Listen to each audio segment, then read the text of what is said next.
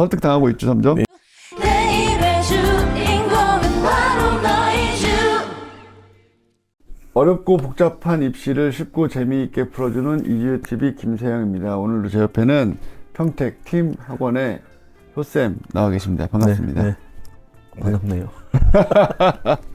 네, 두 편을 연달아 찍으면서 약간 체력이 방전된 모습이 좀 보이시는데 괜찮으세요? 저 방전 안 되는데. 아, 괜찮아요? 네. 아, 네. 알겠습니다. 오늘은 간만에 제가 혼자 신나게 떠드는 코너가 되는데요. 의대 정원 확대 그리고 2028 수능 개편안이 어떤 영향을 줄 것인가에 대한 얘기를 할 건데, 약간 빌드업이 있습니다. 우리가 이미 그 전에 알아야 될 사항들이 좀 있어서 그 부분 잠깐 설명드리고 진도 나가도록 할게요. 첫 번째는요, 2000년대가 아니라 2000년에 예, 2000년? 예, 그때 의약 분업이 있었습니다. 기억하시나요? 예. 그쵸. 네. 원래 이제 병원에서, 이렇게 하면 좀 우리가 너무 올드한 것 같지만, 병원에서 진료를 받은 다음에 병원에서 처방받아서 거기서 조제실에서 약을 받아왔잖아요. 기억하세요? 네. 근데 네. 네, 그 조제실이 없어졌죠. 의약 분업이 되면서. 그래서 병원 바로 밑에 약국이 생겼잖아요. 아, 이게 또 반대로 기억할 수도 있구나. 네, 어떤 저 같은 경우는 네. 감기약을 약국 가서 네. 제조했을 때가 약국 가서 약사 선생님한테 그렇죠, 그렇죠. 어. 그러니까 가벼운 약들은 그냥 약국 가면 뭐 약사분들께서 이렇게 조제를 해주시고, 그리고 또 병원에 가면 병원에서는 좀 더 다른 진찰 끝에 다른 또 네. 처방을 한 다음에 또 조제를 해주고 그랬잖아요. 그렇죠. 네. 자, 그래서 원래 병원에 약사가 이렇게 들어가 있는 경우들이 있었는데, 이제는 병원과 약국이 따로 생기는 경우가 되어버렸죠. 자, 그래서 의사들의 그 병원들의 수입이 줄어들다 보니까 의협에서 그때도 강하게 반대를 했었어요. 그래서 정부에서 내놓은 게 2000년대부터 점차적으로 줄여나가겠다라고 해서 1년에 몇 명씩 줄였어요, 계속. 그렇게 하면 어떻게 되냐? 1인당 환자 수를 늘려서 너네가 줄어든 수입분을 돈을 높이도록 해주겠다라는 아니었어요. 아, 아니었다고요? 네, 그래서 줄었죠, 실제로. 실제로 2006년까지 5년에 걸쳐서 줄였어요. 그런데 이게 우리나라가 지금 인구가 증가도 했고 그리고 인구 고령화도 됐잖아요. 그러다 보니까 치료를 제때제때 받지 못하는 사람들이 많아지고 네. 또 가서도 대기 시간이 너무 길어진 거예요. 아, 그렇지. 물론, 네, 이걸 물론 상급병원 쏠림 현상이다라고 뭐 말하는 분도 있겠지만, 어쨌든 의사의 수는 상당히 부족한 상황이 되었다라는 것이 정부의 판단이어서, 지난 문재인 정부에서 1년에 400명씩 총 10년 동안 4,000명을 지원하겠다. 그리고 질문하겠다. 네, 그리고 공공의료를 확충하겠다. 공공의대를 설립하겠다라고 했었지만, 그때 마침 뭐가 터졌죠? 디리리. 코로나. 디리리. 네. 코로나가 터졌는데 코로나 상황에 의협이 파업을 해버렸습니다. 약간 저는 놀랐어요. 팬데믹, 국가적인 위기 상황인데 그렇죠. 근데 파업이라는 게 가당키는 한 소린가? 근데 실제로 돼버렸고, 예. 그때 이제 정부에서 한 발 물러서면서 좋아, 그러면 나중에 다시 얘기하자, 뭐 이렇게 되었습니다. 그래서 제가 궁금했던 것은 현재 우리나라 의료의 수준이 어떤 수준인지를 알기 위해서 해마다 이제 OECD에서 조사하는 자료가 있어요. 보건 통계가 있어요. 2023 OECD 보건 통계, 2022 OECD 보건 통계, 이런 것들이 있는데 그것들을 좀 살펴보았습니다. 그랬더니 현재 1000명당 임상의사 수, 그러니까 치료하는 의사죠, 2.6명이에요. 1000명당 2.6명. 1000명당 의사가 2.6명인 거예요. 근데 OECD 평균? 아니, 평균은 3.7명. 우리나라는 2.6명이고 OECD 평균이 3.7명이에요. 그래서 OECD 전체 국가 중에 밑에서 두 번째예요. 아, 의료진이 부족하긴 부족하구나. 부족하죠. 우리 바로 밑에가 누구냐면 꼴등이 멕시코예요, 멕시코.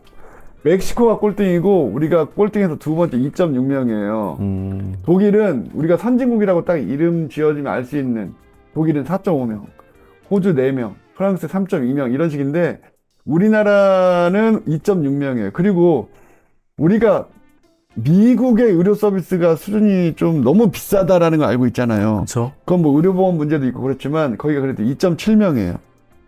우리랑 비슷하네. 그러니까 2.6명, 2.7명으로 의료 서비스가 좀 열악할 수밖에 없는 상황이다라는 걸 일단 인식을 해야 될 것 같아요. 근데 재밌는 게 병상 수는 너무 많아. 평균보다 2배가 넘어요. 그래서 입원하려고 하면은 언제든지 입원할 수 있는 뭐 그런 여건이 되어 있고 2번만. 그래서 가라 환자가 많은가? 또 뭐 MRI 같은 것들 있잖아요. CT 뭐 이런 기계들은 정말 많아. 이것도 2배가 넘어요. 평균보다. 네, 그래서 의료 장비 수와 병상 수 이런 것들은 굉장히 많아요. 그래서 장비는 굉장히 선진화돼 있고 의사는 적어요. 그러니까 정말 교수급 정도가 되면은 굉장히 다양한 임상을 본인이 경험했을 수밖에 없기 때문에 의료 서비스의 퀄리티는 굉장히 높아요. 뭐 2023 OECD 보건 통계를 제가 2019부터 보기 시작했거든요. 19, 20, 21, 22, 23, 5개 전치를 봤는데 우리나라 의료의 수준은 점점 좋아지고 있긴 하더라고요. 그런데 문제는 의사의 절대적인 숫자가 적지만 사실은 양질의 서비스가 이루어지고 있기 때문에 우리나라 괜찮다는 게 의협의 주장이에요. 대한의사협회는 그렇게 주장을 하고 있어요. 주장 근거는 있는 거고. 그러니까 OECD 통계를 그렇게 해석한 거죠. 의사 수는 자 2.6명으로 적잖아. 근데 우리나라에 어떤 게 있냐면 그 통계 중에 자 밑에 페이지를 보여드릴게요. 회피 가능 사망률이라는 게 있습니다. 나 이거 이해하는데 되게 오래 걸렸네. 그러니까 회피 가능 사망률은 안 죽어도 되는 환자가 죽은 비율입니다. 그래서 평소에 건강 관리를 잘했다면 안 죽을 수 있었는데 또는 위급한 상황에서 제때 치료를 받았으면 안 죽을 수 있었는데 이것도 굉장히 낮아요. 상당히 낮아. 그러니까 의협에서는 이렇게 주장하는 겁니다. 의협의 주장은 의사 수는 2.6명으로 1000명당 2.6명으로 굉장히 낮은데도 불구하고 의료진이 이만큼이나 우수하게 잘 가르쳤기 때문에 회피 가능 사망률이 낮은 것이다. 이 얘기를 하고 있는 겁니다. 근데 여기에는 어떤 게 들어가야 되냐면 국민의료보험이 굉장히 잘 되어 있죠, 우리나라가. 그쵸? 네, 그 돈이 싸요. 그러니까 병원을 자주 가. 비용이 얼마 안 되니까 자주 가도 부담되지 않기 때문에 자주 가는 거죠. 그래서 외래 진료 건수가 굉장히 높아요. 최상위권. 자주 가니까 외래 진료 자주 가니까 자기 건강 체크를 많이 하게 되는 거고.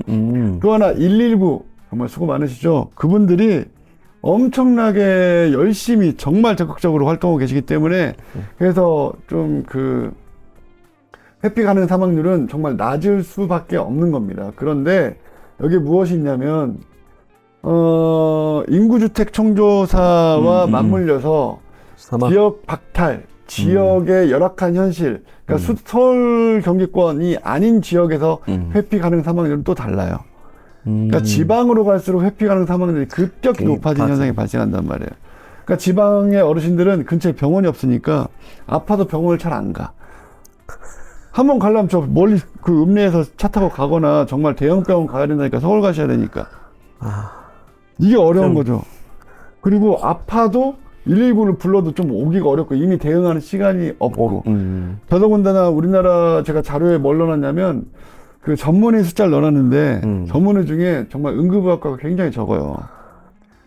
그래서 이 상태로 계속 된다면 우리나라의 의료의 수준은 크게 실패할 수밖에 없는 건 아닌가라고 생각이 들더라고요. 그래서 증원이 필요하다? 저는 증원이 필요하다는 입장은 맞습니다. 더더군다나 의대 성적이 너무 높아.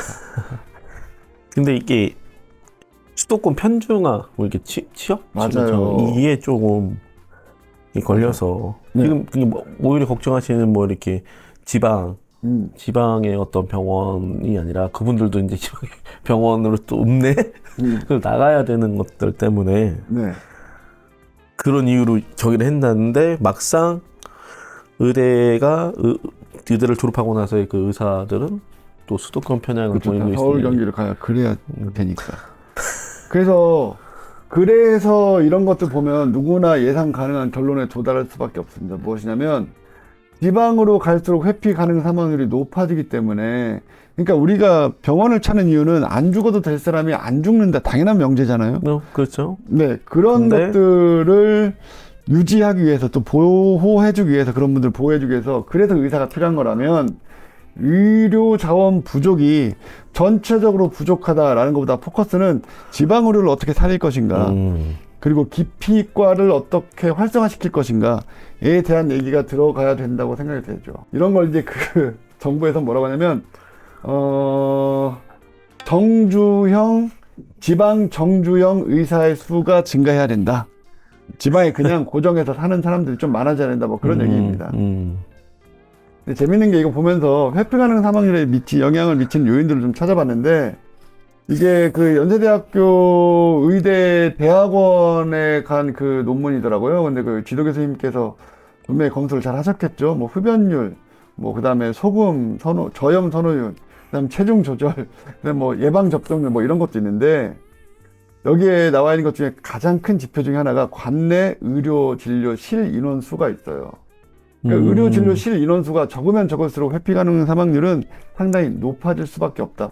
당연한 결론인데 사실은 OECD 통계에는 국가 전체를 놓고 보기 때문에 우리나라가 낮은 거지만 지방의 실정은 전혀 다르다. 그러니까 의협에서 말하는 그 얘기가 논리가 옳지 않다. 막연히 생각했었는데 찾아보니까 확실히 그렇다라는 걸 알게 되었어요. 재밌죠? 근데 원래 이제 가시적인 자료가 제일 몸에 제일 인지하기 쉬운데, 네. 이것도 가시적인 자료다 보니까 이렇게 보니까 또 색다른 게 있네요. 그죠? 네. 특이한 거 뭐 보셨어요? 특이한 건 없고, 이게 스탠다드의 기준이 네. 어떤 건지는 좀 궁금하긴 하네요. 근데 뭐가 있냐면 재밌는 게 그 지역의 순 이동 인구 비율, 그 다음에 조 이혼율. 그러니까 이혼을 빨리 한 가정이 많을수록 사망률이 높아요. 그러니까 혼자 사는 가정일수록 건강을 챙기기가 어렵고, 또 혼자 살다 보니까 정말 아팠을 때 누가 신고를 해줄 수도 없는 거지. 높네, 지수가. 네, 굉장히 높죠. 그러니까 이런 또 인구가 어디에 많냐? 지방에 많아. 결혼했는데 시골 인구에 필리핀 사람 결혼했는데 도망가기도 하고, 그리고 진짜 이게 심각한 문제인데? 그럼 이게 재정 자립도가 거의 맞물리는 부분이네요. 네네. 재정 자립도도 마찬가지예요. 재정 자립도가 낮은 지역의 사망률이 또 높아. 그래서 동네 가난하면 그냥 많이 돌아가시는 거예요. 그러니까 얼마나 이게 지방의 의료 현실이 열악한지에 대해서는 지표가 굉장히 많이 나타내고 있는데, 우리나라 인구의 대부분이 서울 경기권에 편중돼 있다 보니까 그쪽에 있는 통계가 또 많이 잡히죠. 지방 통계는 사실상 여기 나온 게 다가 아닐 거라고 생각이 돼요. 그럼 지방만 따로 하면은 더 지수가 차이가 훨씬 올라가죠. 네. 별게 많습니다. 뭐 공장 용지 면적 비율에 따라서 뭐 이런 것도 있고, 근데 어쨌든 결론은 한 가지로 가고 있습니다. 지방은 인구 소멸 지역으로 갈수록, 재정 자립도가 낮을수록, 조 이혼율이 높을수록 지방 의료는 정말 처참하다. 네. 가난한 동네는 정말 처참하다. 우리가 상상할 수 없을 정도로 처참하다라는 걸 인식하셔야 돼요. 그래서 우리가 만약에 어떤 여행을 갔는데, 그렇죠. 가족여행 가면 어떤 약간 자연 환경이 많은 곳으로 가잖아요. 근데 여행 가실 때 잘 보세요. 동네 병원이 없어요. 그런 것 같다. 네, 병원이 없어요. 엊그저께도 보니까 네. 병원이 없네요. 그죠? 횡성 갔다 왔잖아, 우리. 횡성에서 뭐가 보이냐면, 치과가 보여요. 다른 병원이 안 보이죠? 그런 것 같네. 예. 질문. 시내 한가운데 병원이 없고 치과가 있는 거야, 치과가. 왜 치과가 있냐? 인구 고령화, 노인들 편리, 그치. 임플란트 이런 것 때문에. 놀랍죠? 그럼 이거 공공기관처럼 좀 네. 지방으로 병원을 네. 좀 이렇게 해야 되는 그쵸. 나눠야 되는 그래서 그 병원이라는 어떤 그 집단은 어떻게 보면 또 사회적 책임도 같이 가지고 있는 거잖아요. 마치 학교처럼. 근데 그래서 그 국립대 병원들이 이렇게 지방 분원을 많이 내려고 하는데 의사가 안 모여. 심지어 서울대병원도 의사가 안 모여요. 놀랍죠? 저는 이거 정말 자료 조사하면서 정말 많이 놀랐어요. 뭐 충북대병원 이런 쪽은 레지던트가 제대로 다 안 모였더라고 이번에. 와, 충북대병원이 그런 정도면 충북대병원은 그래도 청주 쪽에 있잖아요. 그래도 도청 소재인데. 네, 거기다 이제 서울 경기도 가깝고, 근데 그럼에도 불구하고 사람들이 안 가려고 그러는 거예요. 그냥 난 서울 살고 싶은 거예요, 다. 이상하더라고. 그래서 지방에 있는 의사들도 제가 몇 명 인터뷰를 해봤거든요. 물어봤더니 주말마다 서울 간대. 그냥 집으로 가는 거예요. 그래서 차도 스포츠카로 바꿨대요. 빨리 가려고. 전 진짜 깜짝 놀랐어요. 물론 이런 분들은 소수겠지만, 그래서 강원도 속초의료원의 의사 연봉이 4억이에요. 와. 4억을 안 주면 안 오니까. 그러면은 4억으로 스포츠사 네, 사서 사죠. 서울로 네. 서울 네, 갔다 네. 갔다. 그래서 제가 그것도 찾아봤어요. 서울대병원 교수 연봉은 얼마인가? 2억 5천. 그래도 서울대 교수를 하시는 거예요. 아, 물론 명예도 있고 여러 가지가 있겠지만 그래도 4억과 2억 5천 차이가 크잖아요. 나 같으면 속초에서 4억 받고 스포츠. 제 친구도 지방에 있는 모 의료원에 있는 산부인과 전문이거든요. 애 낳고 이런 것도 거의 없어서 할 일이 없어요, 얘가. 그럼 일단은 3억 5천. 그러면 수도권에 모인 분들은 직업의식이 투철한 사람들인가요? 수도권에 모이신 분들은 돈을 적게 벌어도 내가 살던 곳에 산다. 인프라가 좋은 곳에 살겠다는 거죠. 더 많이 일해야 되는데. 아니요. 그것보다는 근무 여건은 오히려 수도권이 좀 더 좋다고 얘기할 수도 있는 게 어떤 부분이 있었냐면 지방의 병원을 가면 내가 응급의학과에 당직을 또 서야 돼. 레지던트가 없으니까. 안 해야 될 일을 해는구나. 네. 그래서 이제는 지금은 이제 병원에서 의사를 모집할 때도 응급실 근무 제외라고 써놓고 모집을 해요, 이제. 그래도 안 가? 그래서 원래는 이제 그 전공까지 다 끝나서 전임의가 된 상태에서 교수급들 이런 분들 연세가 좀 있으신 분들 지방에 갔는데 그런 분들도 안 오니까 이제 그냥 네가 전공의까지만 했어도 와. 그래서 굉장히 젊은 의사들이 돈을 많이 주니까 지방에 가는 케이스가 종종 있다 정도예요. 종종 있다. 이것도 군대랑 결부시키면 어떻게 될지 모르겠네. 그 공중보건의라고 하잖아요. 공보의. 공보의가 기간이 좀 너무 긴데 공보의 가는 케이스가 어떤 케이스냐면 대학병원에 남으려고 하는데 약간 밀렸어요. 그래서 자기는 이게 펠로우로 들어가서 그 교수 라인을 타야 되는데 안 되는 경우에 일단 군대를 갔다 와요. 갔다 와서 자기 자리가 또 있나 다시 한번 보는 뭐 그런 케이스 좀 많이 있거든요. 근데 공보위가 또 시간이 뭐 길기도 하고 막 그러니까 애들이 회피도 하고 차라리 그냥 현역으로 가서 짧게 갔다 오겠다.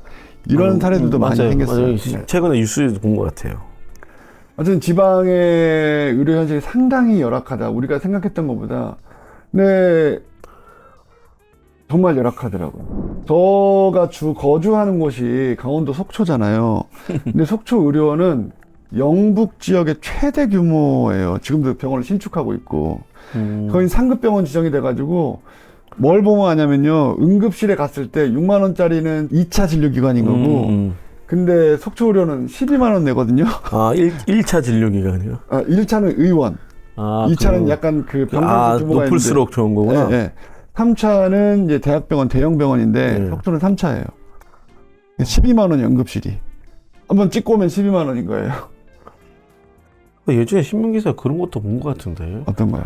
자기가 A라는 동네에 살면은 A 인근에 병원을 가야 된다. 네, 맞아요. 그래가지고 더 멀리 가면 더 과금이 된다. 뭐 이런 얘기를 들은 것 같은데. 네, 그것도 이제 그 의료보험 체계와 그리고 상급 진료기관에 몰리는 걸 방지하기 위해서 한 번에 내가 3차 진료기관에 가면 비싸요. 그러니까 1차에 진료받고 추천서 받아서 2차에 3차 이렇게 가야 되는 거여서 그게 예외적인 상황을 제외하면은 그냥 비싸기 때문에 차례차례 거쳐서 와라.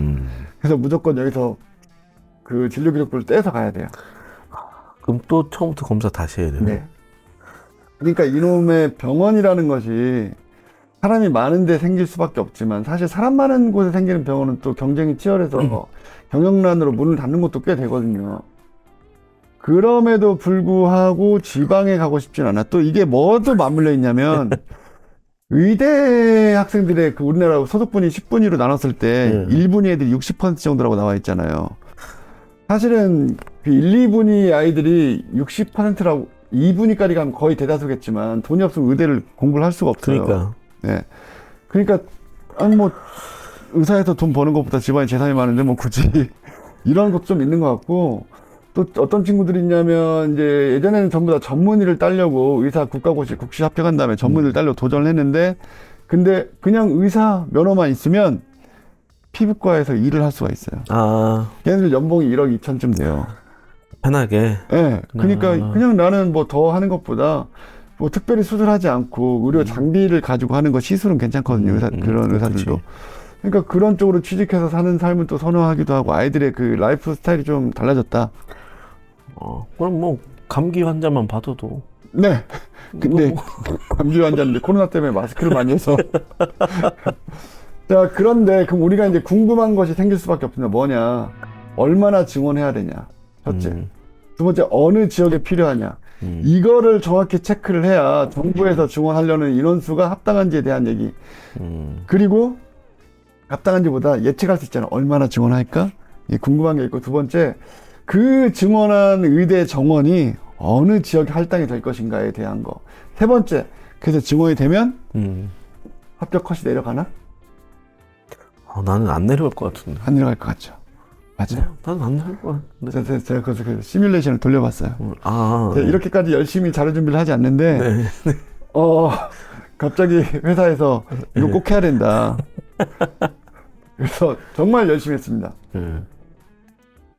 자, 이거는 이제 그 서울대 의대 교수님이신 김윤 교수님, 의료관리학과 교수님이라고 알고 있는데, OECD 평균 의사수에 맞추려면 5,500명의 증원이 필요하다.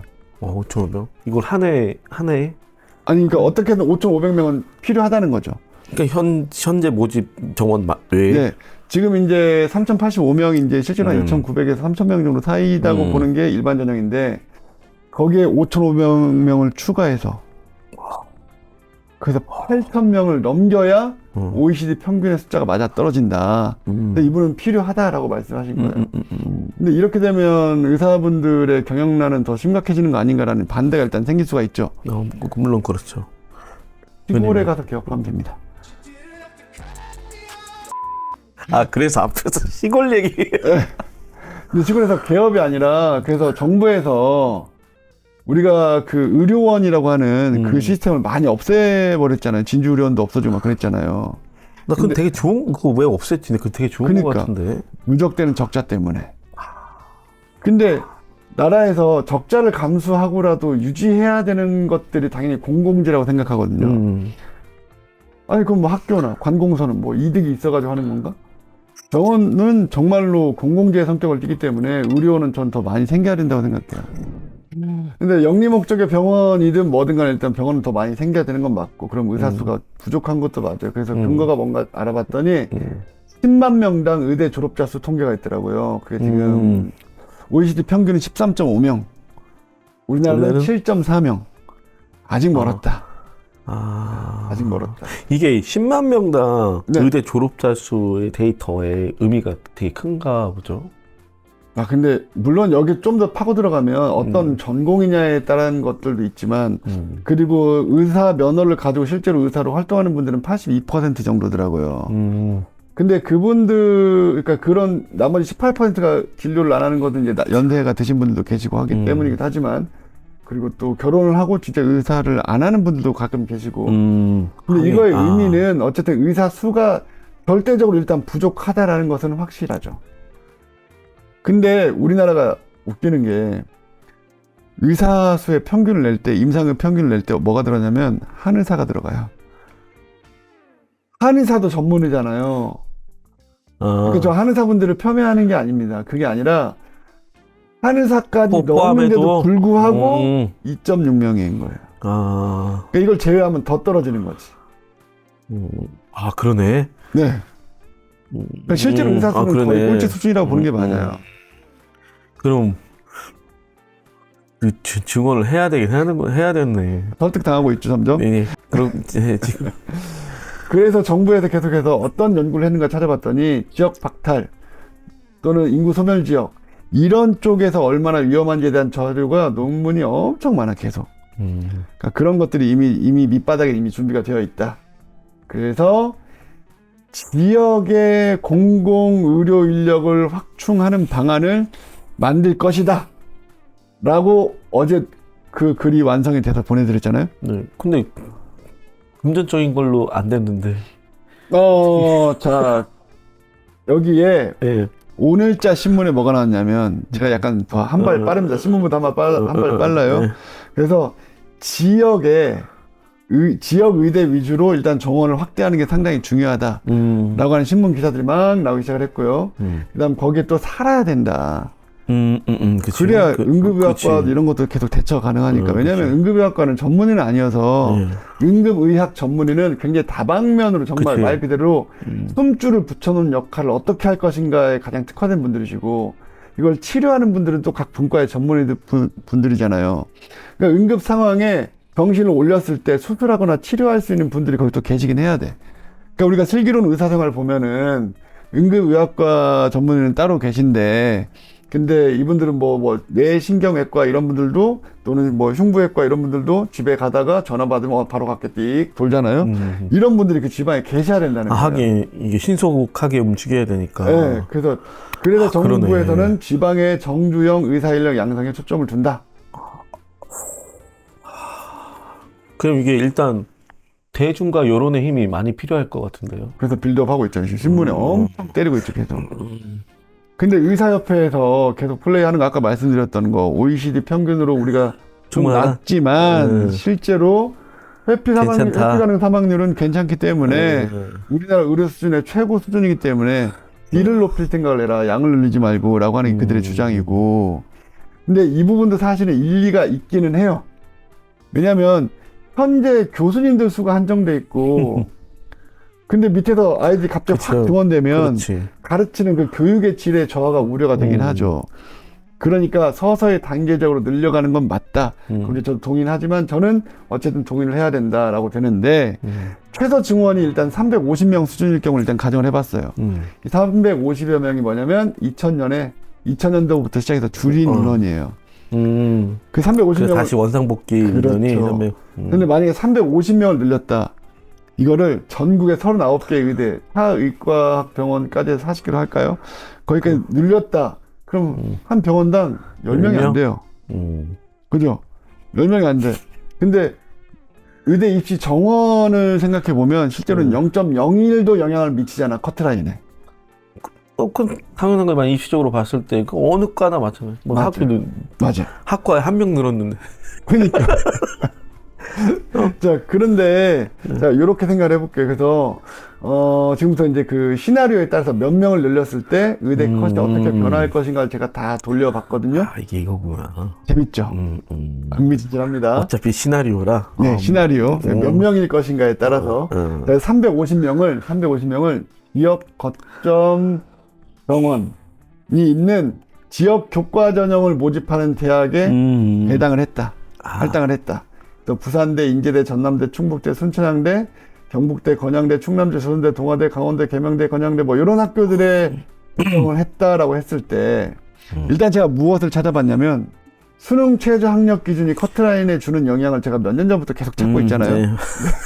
근데 이걸 거꾸로 생각해 봤어요. 70% 컷을 쭉 나열하고 그 컷에 따라서 수능 최저학력 기준을 봤단 말이야.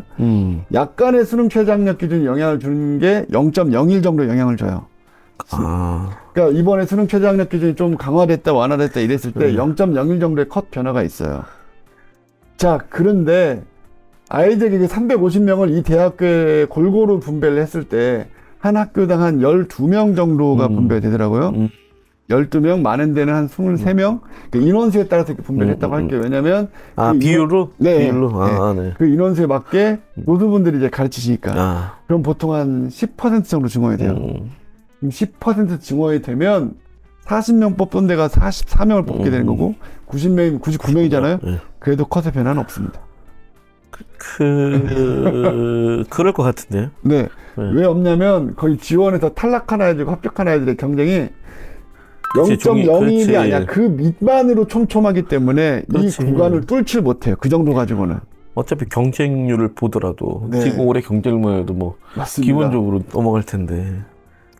자, 그러면 내가 한 0.05 정도가 떨어져서 예를 들면 합격 컷이 1.2였는데 1.25가 됐어. 이건 좀 체감이 있죠. 뭐 그건 네. 그 정도 되려면 어떻게 해야 되냐? 600명 증원해야 돼. 그 600명을 지역 인재에다 몰빵을 시켜주는 거예요. 그러면 자, 그러면 이 지역 인재 몰빵을 시켜주고 여러분들은 예전에 문재인 정부 때 나왔던 얘기 있죠. 졸업하면은 그 지역에서 5년 또는 10년 그치. 전문으로서 활동을 해야 된다. 까지 일단은 그 계약을 해버리면 되는 거고, 그 나라에서 오늘자 신문 기사로 뭐가 나냐면 그 지방거점 국립대학교에 있는 그 병원들은 기타 공공기관에서 해제시켜주는 방안을 검토 중이다. 즉 연봉을 자유롭게 올릴 수 있도록 연봉을 현실적으로 줄 수 있도록 그걸 좀 해지하려고 논의 중이다. 라는 기사가 나왔어요.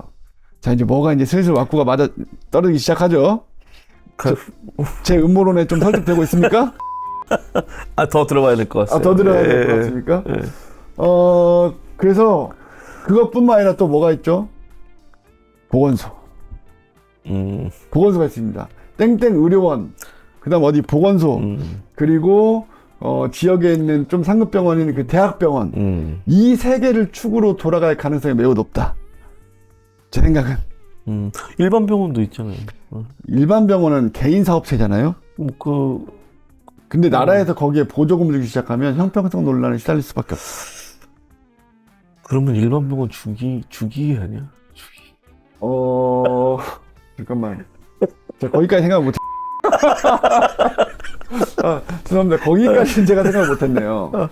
그러니까 뒤에 일반 병원이 많이 힘들어지긴 하겠구나. 그러니까 내가- 뭔가 제도로 시스템을 만들어 놓겠죠. 근데 동네에 그런 병원들이 많이 있잖아요. 사실은 이제 이쪽 전문의가 아닌데, 예를 들면 피부과 전문의가 아니지만 피부과가 좀 잘 되니까. 피부과 진료 과목 피부과 이렇게 사는 분들이 의원들도 많이 계시잖아요. 근데 뭐 그런 분들 계시고, 지금까지 벌만큼 벌지 않았습니까? 네. 근데 지역 인재로 뽑는다면 그런 비슷한 뭐 시스템이 필요하다고 생각했었는데 그렇게 된다면 뭐 삶의 여건까지 그쵸. 한다면 한 35살까지 이렇게 의무적으로 있게 한다면 거기서 뭐 애 낳고 다 하겠네요. 그럼 하다 보면 또 정부 치고 살게 돼. 그 지역 사는 사람들의 아름다움이 있거든요. 애를 낳잖아요. 예. 애가 전학 가기 싫어요. 어떻게 해요 그러면? 거기 살아야지. 그러네. 네. 그러네. 그럼 거기 교육의 질도 높아지겠네. 그럼요. 저는 이런 방안들이 굉장히 현실적으로 괜찮다고 생각하는데 600명 정도만 돼도 한 0.05 정도 미약한 체감이 있는 상태인데 0.1 정도까지 0.05가 아니라 0.1 정도까지 하락시키려면 750명. 750명을 하면 0.1 정도 컷의 하락이 생깁니다. 뭐냐면 0.1 정도. 그 몰려있는 마의 구간을 돌파해 이제. 여기서부터 쭉 떨어지기 시작하는 거예요. 그래서 0.1. 네. 요 구간만 돌파시키면, 그러니까 정부가 만약에 1000명 직원인데 1000명을 전부 다 지역 의료에 전부 다 분배를 해버린다. 그렇다면, 구간이 한 0.13 정도 떨어지게 돼 있어요. 그럼 지방 출신의 스카이 애들은 또 쓰겠네. 다시 가야죠. 그런데 이거의 가정은 뭐냐. N수장이 그렇게 가파르게 증가하진 않을 것이다. 라는 이제 가정을 좀 깔고 있는 거예요. 올해 가파르게 증가. 그래서 16,000명 증가했는데, 문제는 이런 것도 있죠. 네. 정부에서 의대 정원을 확대시키는 거 이상으로 지원자가 증가해버리면 말짱 도루묵입니다. 성적이랑 말짱 또 도루묵이 돼버려요. 그래서 정말로 어느 지역에 어느 전형에 얼만큼의 인원을 배정하느냐에 따라서 허세 변화는 정말 달라지게 돼 있고, 또 하나는 재수생의 증가에 대응하는 대학의 자세가 있죠. 그렇지. 이 전형으로는 재수생까지만 받겠다. 그치. 또는 현역만 받겠다.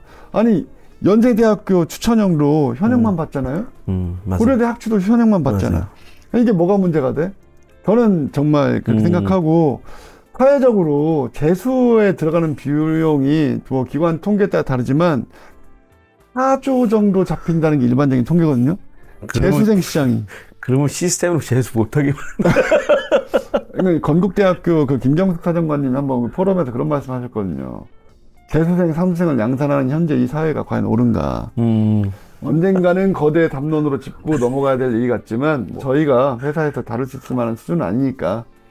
자, 그러면 이제 요 의대 정원의 확대가 2028 대입 개편안과 어떤 연관성이 있는가를 또 봤어요. 자, 첫 번째요. 2028 수능 개편안은요, 첫째는 수능 과목 축소. 맞죠? 두 번째는 전국에 있는 수험생이 공통으로 시험을 쳐야 된다. 그리고 세 번째는 전공에 따라 내신 과목을 선택을 하는 고교 학점제. 사실 이 부분이 정말 중요한 골자인데, 그 다음 내신 5등급제. 이렇게 총 4개가 가장 중요한 포인트거든요. 자, 근데 그냥 단순하게 성적만 놓고 볼게요.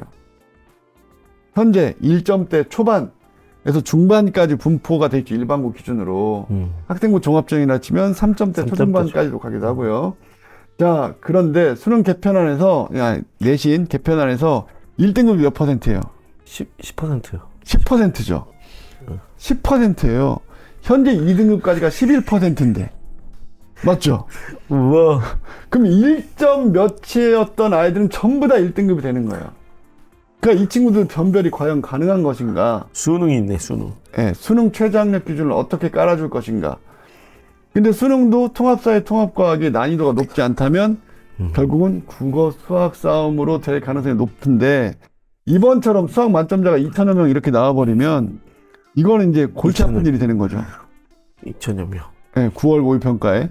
네. 의대가 아까 몇 명이 3,000명이라고 그랬나요? 네, 3,000, 원래 3,050명 정도, 3,058명. 그러면 수학 만점 필수 이렇게 잡아도 되겠네.